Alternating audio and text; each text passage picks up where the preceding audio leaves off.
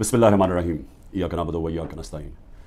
میرے پاکستانیوں، سب سے پہلے تو جو سویڈن کے اندر قرآن کی بے حرمتی کی گئی آزادی رائے کے نام کے اوپر، میں چاہتا ہوں کہ ایک زندہ قوم جو کہ اپنے دین سے پیار کرتی ہے اور جو اللہ کی کتاب وہ ہمارے دلوں میں اس کی عزت ہے، اور اللہ کے جو ہمارے پیغمبر ہیں نبی صلی اللہ علیہ وسلم ان کی عزت ہے، تو جب اس طرح کی چیز ہوتی ہے تو ہم ایک زندہ قوم کی طرح ایک پرامن طریقے سے ضرور بتائیں، پیغام پہنچائیں کہ ہمیں اس کی تکلیف ہوئی ہے۔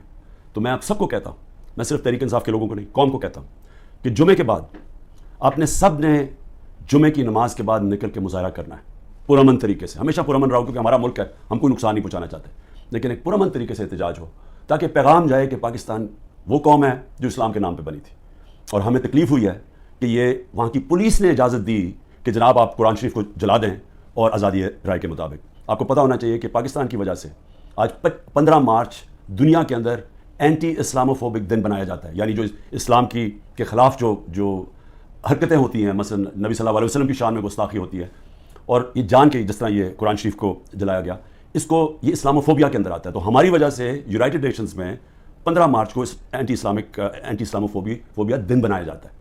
تو اس لیے ہم سب کو جمعے کے بعد نکلنا چاہیے اور پرامن طریقے سے احتجاج کرنا چاہیے۔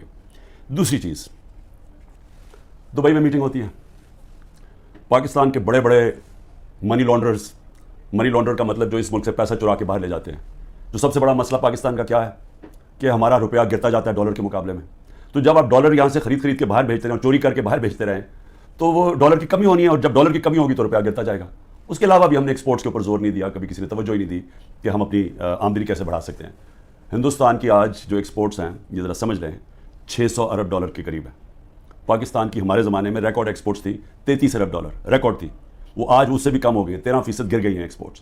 تو ایک تو کبھی توجہ نہیں دی انہوں نے کہ کس طرح ڈالرز اس ملک میں آمدنی بڑھا سکتے ہیں اپنی، اور دوسرا یہ سارے جو بڑے بڑے نام ہیں ان کے سب کے بڑے باہر محلات ہیں، پراپرٹیز ہیں، بینک اکاؤنٹس ہیں، آف شور اکاؤنٹس ہیں۔ پیناما میں کیا ہوا تھا؟ پیناما میں ایک دنیا کے اندر ایک انکشاف ہوا کہ جنہوں نے بڑے بڑے لیڈرز نے، وزیروں نے اپنے پیسے چھپائے ہوئے تھے باہر کے ملکوں میں کمپنیز کے پیچھے، یعنی کمپنیز کے پیچھے انہوں نے اپنی دولت چھپائی ہوئی تھی، پراپرٹیز لی ہوئی تھی۔ اس میں نواز شریف کی پراپرٹی پکڑی گئی، مریم نواز اس کی مالکہ نکلی، اور وہ لندن کے سب سے مہنگے علاقے میں اربوں روپے کی انہوں نے پراپرٹیز لی ہوئی تھی، جس کو مے فیئر اپارٹمنٹس کہتے ہیں۔ تو وہ انکشاف ہوا، تو پیسہ یہاں سے چوری ہو کے گیا تھا، کیونکہ ابھی تک ایک رسید نہیں بتا سکے کہ پیسہ باہر نکلا کیسے، کدھر سے آمدنی آئی۔ بیٹے کی آمدنی، بیٹے کا جو گھر ہے حسن شریف کا، جو اس نے بیچا ملک ریاض کو، اس کی قیمت تقریباً 18 ارب ہے آج کل کے جو پاؤنڈ، اور 45 ملین پاؤنڈز جو تقریباً 17-18 ارب روپیہ بنتا ہے۔ تو وہ کدھر سے پیسہ آیا تو یہ کوئی نہیں بتا سکتا۔ بیٹے یہاں سے باہر بھاگ گئے کیونکہ وہ بتا نہیں سکتے تھے۔ اسی طرح جو سرے محلہ سے زرداری نے خریدا وہ بھی یہاں سے پیسہ باہر گیا، حدیبہ پیپر مل وہ بھی پیسہ باہر، تو یہ سب اکٹھے ہو گئے، اور سارے اکٹھے ہو کے بندر بانٹ پاکستان کیا کہ اچھا سندھ اس کو دے دیں گے، کراچی فلانے کو دے دیں گے، سینٹرل پنجاب کوئی اور آ جائے گا، پھر نئی پارٹی جو بنی ہے اس کو بھی کوئی سیٹیں مل جائیں گی، فضل الرحمان کو ادھر پختونخوا میں دے دیں گے، اور یہ بس یہ کھچڑی پک جائے گی۔ تو یہ ساری بندر بانٹ دبئی کے اندر ہو رہی تھی کہ جس طرح کی کوئی سودا نہیں ہو رہا ہوتا کسی کے اوپر، یہ سودا ہو رہا تھا پاکستان کا، اور کس طرح جو سب سے بڑی پارٹی ہے خوف زدہ ہے کہ اس کو کیسے باہر رکھنا ہے، جس میں عمران خان کی ان کو گنہونے خواب آتے ہیں کہ یہ پتہ نہیں کہ واپس نہ آ جائے، تو اس کو کیسے جیل میں ڈالنا ہے۔ تو میں جو آج آپ کے سامنے یہ چیز رکھنا چاہتا ہوں کہ کون سے کیسز ہیں ذرا آپ سمجھ لیں، کیونکہ میں تیار ہوں، انہوں نے ہو سکتا ہے کل پتہ نہیں میری 17-18 بیلیں ہیں، ایک بیل کینسل ہوگی جیل میں چلا جاؤں گا کل، نہیں تو اس کے بعد پھر عدالت میں میرا چکر ہے، اس کے بعد 2 دنوں کے بعد پھر ہوں گا، تو کسی ٹائم پہ بھی انہوں نے پلان بنایا ہوا ہے مجھے جیل میں ڈالنے کا۔ تو میں یہ چاہتا ہوں کہ پہلے آپ سمجھ جائیں کہ یہ کون سے کیسز ہیں، جن کیسز کے اندر میں صرف آپ کو 7 کیسز بتاتا ہوں جنہوں میں یہ جیل میں مجھے ڈالنے کی کوشش کر رہے ہیں، تاکہ آپ سب کو پتہ چل جائے۔ اور وہ میں اس لیے چاہتا ہوں کیونکہ میڈیا تو سارا کنٹرولڈ ہے، تو انہوں نے تو وہ ایک دم میڈیا میں پکڑنا ہے اور شور بجا دینا ہے کہ جی عمران کی چوری پکڑی گئی، تو یا چوری پکڑی گئی، یا یہ قتل جیسے میں شروع کرتا ہوں کہ اس نے قتل کر دیا کسی وکیل کو۔ تو میں چاہتا ہوں کہ وہ 7 کیسز پہلے آپ سمجھ لیں تاکہ آپ کو سمجھ آ جائے کہ ایک طرف اربوں روپے کے یہ منی لانڈرز کے اوپر کیسز ہیں، شہباز شریف کے اوپر 24 ارب روپے کی کرپشن کیس میں جس کا انڈر ٹرائل تھا، جب جنرل باجوہ نے بچا کے تو اس کو وزیر اعظم بنا دیا۔ اس کے علاوہ جو نواز شریف کی ابھی تک کوئی نہیں بتا سکا، وہ جو اس کی مے فیئر کی اپارٹمنٹس، بیٹوں کے پاس پیسہ، اور یہ تو سامنے ہے، باقیوں میں تو ہمیں پتہ ہی نہیں ہے کہ کتنی ان کی باہر پراپرٹیز ہیں۔ اسی طرح زرداری کا ہے، اس کی بھی ساری باہر ان کی پراپرٹیز پڑی ہیں۔ تو ایک تو یہاں سے پیسہ چوری کر کے باہر لے جانے کے الزام ہے۔ اب دوسری دفعہ دیکھیں گے میرے اوپر 170 سے زیادہ کیسز ہیں، لیکن وہ کیسز ہیں کیا؟ تو میں پہلے شروع کرتا ہوں کوئٹہ کا کیس۔ قتل ہوتا ہے ایک وکیل کا 6 جون کو 10:30 بجے صبح۔ اب وہ یہ سمجھیں کہ مجھے اس کیس کا پتہ ہی نہیں ہے، یہ کوئی کسی وکیل نے میرے اوپر کیس کیا ہوتا ہے کوئی غداری کا, وہ یعنی اس کا کوئی مجھے نوٹس ہی نہیں آیا, مجھے پتہ ہی نہیں اس کیس کا. پتہ تب چلتا ہے جب ایک دم پتہ یہ جی کہ کیونکہ اتنے زیادہ کیسز تھے, تو یہ کیس تو کسی کو اہمیت نہیں, کسی نے مجھے کہا کوئٹہ میں کیس ہے, مجھے پتہ ہی نہیں تھا. تو اس وکیل کا قتل ہوتا ہے 10:30 بجے, 11:30 بجے پولیس میں رپورٹ ہوتا ہے. 2:22 میں شہباز شریف کا جو مشیر ہوتا ہے وہ سٹیٹمنٹ دیتا ہے کہ عمران خان نے اس وکیل کو قتل کیا. اب یہ سمجھے کہ صرف قتل میں 10:30 سے اور 2 بجے کے اندر وہ فیصلہ کر لیتے ہیں کہ عمران خان نے قتل کیا. اس کے بعد کیا ہوتا ہے, اس کے بیٹے کو اٹھا کے لے جاتی ہے پولیس. اس بیٹے کو 12 گھنٹے سے زیادہ پولیس اپنے پاس رکھتی ہے. وہ اگلے دن جا کے اگلے دن کی دوپہر کو وہ کہتا ہے کہ جی عمران خان اس قتل میں ملوث تھا. لیکن پھر کیا ہوتا ہے, اس کی جو بیوی ہوتی ہے, وہ جو دوسری بیوی ہوتی ہے, وہ کہتی ہے کہ فیملی کے لوگوں نے قتل کیا اس کو. وہ ویڈیو اپنی جاری کرتی ہے کہ فیملی کے لوگوں نے قتل کیا. اور پھر دیکھیں, سارے کوئٹوں کو پتا ہے کہ ان کی وہ وکیل کی دشمنیاں تھیں, سب کو پتا ہے ان کی آپس میں دشمنیاں تھیں. اسی وکیل نے جا کے ہائی کورٹ کو کہا کہ مجھے سبی میں نہ کیسز مجھے دو, کیونکہ میری وہاں جان کو خطرہ ہے, میری دشمنی ہے. اور پھر یہ دیکھیں, یہ ذرا آپ غور سے یہ دیکھ لیں, یہ اس کو بڑے قریب سے دیکھ لیں, اور اس کے اندر یہ مظاہرے کیا کر رہے ہیں. ان کا قتل ہوتا ہے, اور یہ قتل میں کہتے ہیں کہ یہ قتل اس وکیل نے اس کے وکیل کی طرف سے یا انہوں نے کیا. اس کا نام لکھا ہوا ہے کہ وہ اس قتل میں ملوث تھا. تو جب ایک فیملی دشمنی بھی ہوتی ہے, اس سے پہلے ہی وہ پرائم منسٹر کا مشیر کہتا ہے کہ جی عمران خان نے قتل کر دیا, ابھی تفتیش بھی نہیں ہوتی. اور مجھے افسوس سے کہنا پڑتا ہے کہ وہاں ہماری سنا بھی نہیں کیا کوئٹہ ہائی کورٹ میں. خیر وہ اور وجوہات ہیں, اس کی بھی ہمیں وجہ پتہ ہے پیچھے کیا ہے. تو یہ آپ ذرا سنیں. اس کے بعد یہ پہلی دفعہ میرے نام پہ قتل نہیں کیا نام ڈالا جاتا. زبیر نیازی, وہ لطیف کھوسا کے گھر باہر گولیاں چلتی ہیں. زبیر نیازی جو کہ ہمارا لاہور کا سیکرٹری جنرل ہے, اس کے نام پہ وہ آ جاتے ہیں جس نے گولیاں چلائی ہیں. اور وہ گولیاں کسی آدمی کو کھڑا کرتے ہیں جو کہتے ہیں جی مجھے زبیر نیازی نے کوئی پیسے دینے تھے گولیاں چلانے کے لیے. اب لطیف کھوسا ہمارے ساتھ ملٹری کورٹس کے خلاف کیسز کر رہے ہیں, تو وہ کیوں گولیاں چلائے گا اس کے گھر, جو کہ وہی کیس کر رہے ہیں جو ہم کر رہے ہیں سپریم کورٹ میں. اور پھر ضلع شاہ کا جب قتل ہوتا ہے, ضلع شاہ کا جب قتل ہوتا ہے, سب سے پہلے 302 میرے اوپر قتل کا چارج لگا دیتے ہیں. 3 دن تک وہ میرے اوپر 302 لگاتے ہیں قتل کا چارج. پھر کیا ہوتا ہے, اس کا پوسٹ مارٹم ہو جاتا ہے. پوسٹ مارٹم میں پتہ چلتا ہے 26 جگہ اس کے اوپر تشدد ہوا ہوتا ہے. تو اب ظاہر ہے وہ یہ تو نہیں کہہ سکتے تھے کہ عمران خان نے اس کو تشدد کروا کے اپنے کارکن کو مار دیا. تو انہوں نے پھر ایکسیڈنٹ اس کا ڈال دیا. ایکسیڈنٹ میں بھی کہا کہ عمران خان اس کے اندر کوئی اس نے انفارمیشن چھپائی ہے, میرا پھر نام ڈال دیا. میں صرف یہ کہہ رہا ہوں کہ پہلے تو یہ سمجھ جائیں کہ یہ ہے آج کا پاکستان, کہ یہاں کوئی ان کو شرم نہیں آتی اس طرح جھوٹ بولتے ہوئے, اس طرح کے کیسز بناتے ہوئے. ان کو کوئی شرم نہیں ہے کہ ساری قوم کو پتہ ہے کہ جھوٹ بول رہے ہیں. یعنی کون نہیں جانتا کہ یہ جو انہوں نے کیا ہے, سارا کوئٹہ کو پتا ہے کہ یہ اس کے اندر عمران خان کا کوئی تعلق نہیں تھا. میرا تعلق 150 کیسز تھا, مجھے کیا اور بھی کوئی وکیلوں کو میں بھرواؤں گا, اور وہ کیس جس کی اہمیت ہی نہیں تھی, سب کو پتا ہے جھوٹ بول رہے ہیں, لیکن ان کو کوئی شرم نہیں ہے. یہ سر پیر سے اتار بیٹھے ہیں. انٹرسٹ صرف یہ کہ کسی طرح عمران خان کو جیل میں ڈالنا ہے. اب میں ذرا, یہ پہلا کیس ہے, آگے چلے. آگے کیس ہوتا ہے جی 9 مئی کا. اب 9 مئی کو کیا ہوتا ہے, یہ ذرا غور سے سنیں. 9 مئی کو ہوتا کیا, جو مظلوم ہوتا ہے یعنی جس پہ ظلم ہوتا ہے, اسی کے اوپر اس کو مجھے جب اندر جیل میں ڈالتے ہیں تو میرے اوپر کیس اس کی بارش ہو جاتی ہے. 9 مئی کے بعد میرے اوپر 25 کیس ہو گئے ہیں. جدھر بھی کیس ہوتا ہے کہتے ہیں عمران خان کی ماں, میرے کہنے پہ یہ ہوا ہے. کہیں کسی نے کچھ کیا ہو یا جو بھی کسی کے اوپر الزام لگایا ہو, 9 مئی کے بعد عمران خان کے کہنے پہ ہوا. عمران خان جیل میں بند تھا, اور جو ظلم ہوا ہے وہ عمران خان سے ہوا ہے. میں بیٹھا ہوا ہوں رجسٹری آفس ہائی کورٹ اسلام آباد میں, میرے پاس بیل تھی, مجھے کسی صورت وہاں کوئی پکڑ نہیں سکتا تھا. صرف پولیس نہیں آئی, رینجرز کمانڈوز آئے مجھے اٹھانے کے لیے. ساری دنیا میں کیا امیج گیا, شیشے توڑ کے, لوگوں کو ڈنڈے مار کے, وکیلوں کو زخمی کیا. وہاں کے بیچارے جو کام کر رہے تھے رجسٹری آفس, ان کو ڈنڈے پڑے, چیزیں توڑ دی انہوں نے, اور ایک دہشت گرد کی طرح مجھے پکڑ کے لے کے گئے. میرے اوپر سر پہ لگا, پیچھے میرے خون نکل رہا. کوئی شرم نہیں آئی. کسی نے ابھی تک بات نہیں کی کہ یہ بتائیں کہ کس قانون کے تحت انہوں نے پکڑا تھا مجھے. اسلام آباد کے ہائی کورٹ کے چیف جسٹس نے کہا کہ یہ اس کے اوپر FIR کرنی چاہیے. وہ اور بات ہے کہ وہ نہیں کٹی. سپریم کورٹ میں جب وہ کیس گیا, سپریم کورٹ نے اس کو غیر قانونی قرار دیا. اب میں سوال پوچھتا کہ کوئی جواب دینے والا ہے. بڑا شور مچا. ISPR صاحب نے کہا کہ جی بڑا توہین ہو گئی, فوج کی توہین ہو گئی. پہلے مجھے بتائیں کہ کسی اور کی بھی عزت ہے اس ملک میں, کہ ایک آدمی 50 سال سے دنیا مجھے جانتی ہے, کرکٹ کی وجہ سے جانتی ہے دنیا, سب کو پتہ ہے میرا, کسی اور پاکستانی کو دنیا نہیں جانتی جو آج مجھے جانتی ہے. ساری دنیا کے اندر وہ خبریں گئی, وہ دکھایا مجھے جس طرح پکڑ کے لے کے جا رہے ہیں کہ جس طرح کوئی پتہ نہیں کوئی مجرم ہے, دہشت گرد ہے. پھر کہا جی کرپشن کیس پہ لے کے جا رہے ہیں. وہ کرپشن کیس کے اوپر بھی میں آنے لگا. اور لوگوں کو جس طرح ڈنڈے مارے انہوں نے, کوئی پوچھنے والا نہیں ہے, کیونکہ وہ طاقتور ہے, وہ سب کچھ کر سکتا ہے. جو مظلوم ہے, جن سے ظلم ہوا, اس کو ہی پکڑ کے اسی کے اوپر کیسز کرنے شروع کر دیے.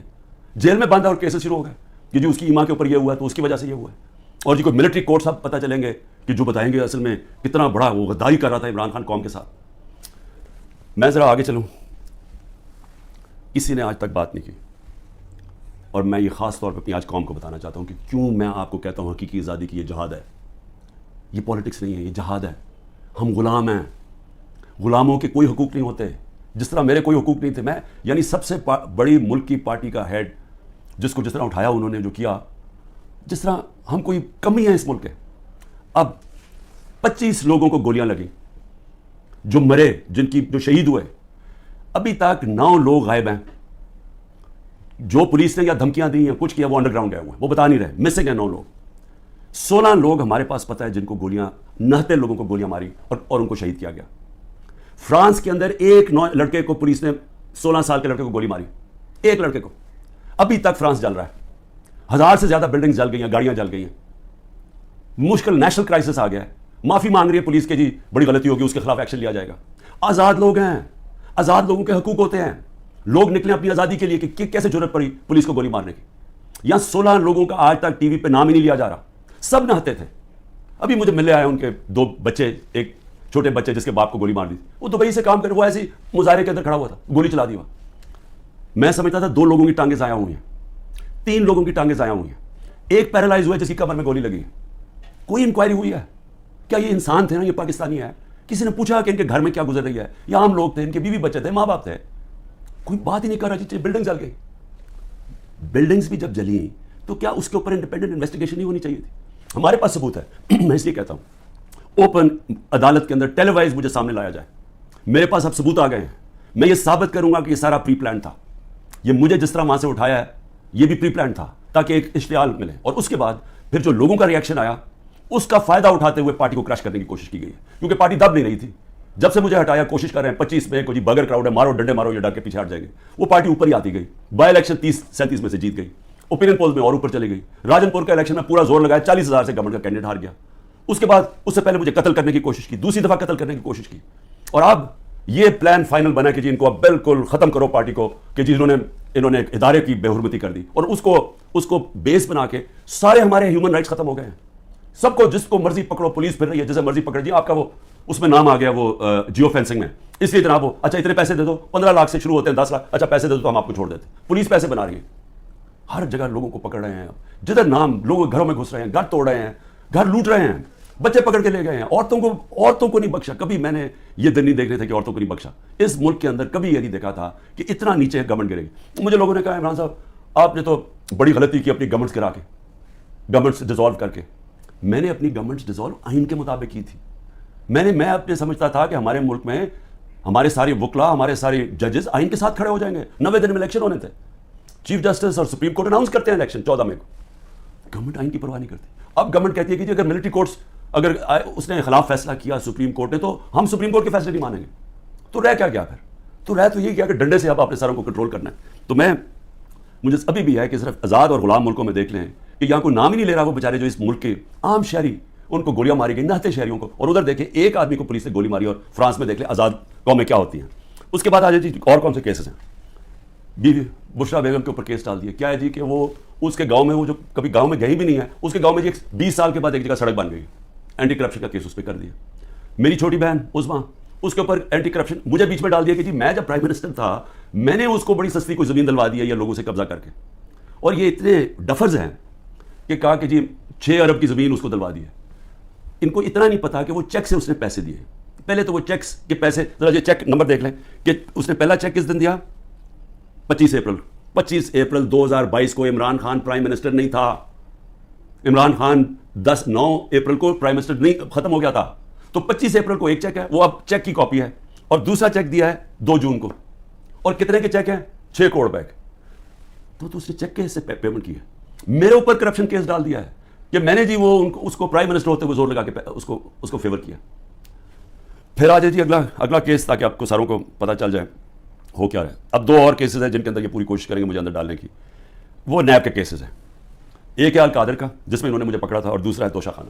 ابھی القادر کا کیس کیا ہے ذرا یہ غور سے سمجھ لیں پھر سے، کیونکہ میں چاہتا ہوں کہ ساری قوم کو سمجھ آ جائے. وہ کیس یہ ہے کہ ایک کیبنٹ فیصلہ کرتی ہے، کیبنٹ کے سامنے ایک فیصلہ آتا ہے کہ اگر ایک ملک ریاض فیملی اور ایک انگلینڈ کے national NCA national crime agency, ان کے بیچ میں ایک فیصلہ ہوتا ہے. وہ کہتے ہیں پرائیویٹ، ان کے بیچ میں فیصلہ ہوتا ہے، وہ یہ کہتے ہیں کہ اگر آپ ہماری کیبنٹ کے سامنے آتا ہے کہ اگر آپ اس کو فیصلے کو کانفیڈینشیل رکھیں گے، صرف کیبنٹ سے، عدالت سے نہیں، اگر کیبنٹ پہ کانفیڈینشیل رکھیں گے تو 190 ملین پاؤنڈ پاکستان میں آ جائے گا سپریم کورٹ کے اکاؤنٹ میں. اور لیکن اگر آپ اس کو کانفیڈینشیل نہیں رکھیں گے تو آپ کو انگلینڈ کے اندر کیس کرنا پڑے گا، سول کیس جو 5-6 سال چل سکتا ہے، اور آپ کو ثابت کرنا پڑے گا، آپ کے اوپر ہوگا کہ آپ نے ثابت کرنا ہے کہ وہ پیسہ منی لانڈرنگ کا ہے. ہمیں وہاں کیبنٹ کے اندر پہلے بھی بتایا گیا کہ $100 ملین پاکستان کا بیرون ملک کیسز کے اندر بہ گیا ہے، ہار چکے ہم کیس. $100 ملین ہماری بڑا برا ریکارڈ ہے باہر کیسز کا، اور وہ بھی 5-6 سال لگنے تھے، جبکہ وہ پیسہ سیدھا اب آ جانا تھا اور پاکستان میں 190 ملین پاؤنڈ آ جانا تھا. کیبنٹ فیصلہ کر لیتی ہے. بعد میں کہتے ہیں کہ جی وہ تو کسی اور مد میں جانا چاہیے تھا، وہ جانا چاہیے تھا گورنمنٹ کو، سپریم کورٹ کو نہیں جانا چاہیے. بھیا کیبنٹ آج جا کے سپریم کورٹ کو کہے کہ جی وہ پیسہ دوسری طرف ٹرانسفر کریں اور ہم ثابت کر دیں گے کہ یہ پیسہ منی لانڈرنگ سے، تو آج بھی کر سکتے. کیا چیز روک رہی ہے ان کو؟ پیسہ تو پاکستان آ گیا ہے. اور کہہ یہ رہے ہیں کہ اس سے 7 مہینے پہلے جو کہ القادر یونیورسٹی جو چیریٹیبل ٹرسٹ ہے ادھر چل رہے ہیں، ادھر مفت تعلیم اس طبقے کو دی جا رہی ہے جو بچے کبھی یونیورسٹی تعلیم نہیں لے سکتے، مفت تعلیم ان کو مل رہی ہے وہاں. یہ کہہ رہے ہیں کہ میں نے القادر کی وجہ سے کوئی فیور کروا دیا. یہاں ساری کیبنٹ کا فیصلہ، وہ سب نے یونینمس فیصلہ، وہاں لا منسٹر بیٹھے ہیں، وہاں کیبنٹ سیکرٹری بیٹھا ہے، وہاں ادھر فائنانس منسٹر بیٹھے ہیں، وہ سب نے فیصلہ کیا. لیکن عمران خان نے اس لیے کیا کہ اس کو القادر میں عمران خان کو کیا فائدہ ہے؟ مجھے یہ بتائیں کہ وہ القادر کے ٹرسٹ میں لکھا ہوا ہے کہ 1 روپیہ نہیں مل سکتا ٹرسٹیز کو، جس میں عمران خان اور بشرا بیگم ہے. جس طرح نمل یونیورسٹی کے ہمیں کوئی پیسہ نہیں مل سکتا، جس طرح شوکت خان ہمیں نہیں مل سکتا. یہ چیریٹیبل ٹرسٹ ہے.